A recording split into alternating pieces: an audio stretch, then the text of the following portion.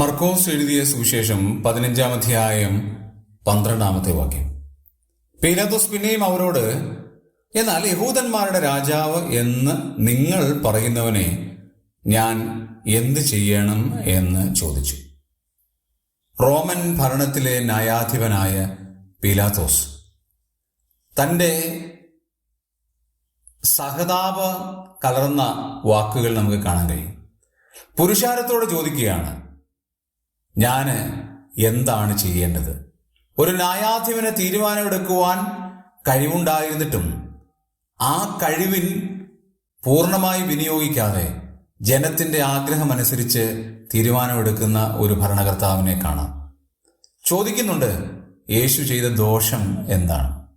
യാതൊരു ദോഷവും ചെയ്യാത്ത പരിശുദ്ധനും നീതിമാനും നിഷ്കളങ്കനും ആയ യേശു ക്രിസ്തു എനിക്ക് നിങ്ങൾക്കും വേണ്ടി കാൽവരി ക്രൂശിൽ യാഗമായി തീർന്നു. ആരാണ് അതിൻ്റെ കാരണം? ഞാനും നിങ്ങളും മാത്രമാണ്. എൻ്റെയും നിങ്ങളുടെയും ലോകത്തിലുള്ള മുഴുവൻ ആളുകളുടെയും പാപം വഹിച്ചുകൊണ്ട് യേശു ക്രിസ്തു എനിക്ക് നിങ്ങൾക്കും പകരമായി കാൽവരിയിൽ മരിച്ചു.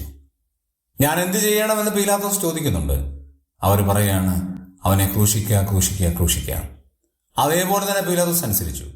നമ്മെ സ്നേഹിച്ച് ലോകത്തിലേക്ക് ഇറങ്ങി വന്ന കർത്താവ് ക്രൂശിൽ മരിച്ചു, ഉയർത്തെഴുന്നേറ്റ് നമുക്ക് വേണ്ടി ജീവിക്കുന്നു, അജയ്യനായി ജീവിക്കുന്നു. ആ കൃപയിൽ ശരണപ്പെടാം.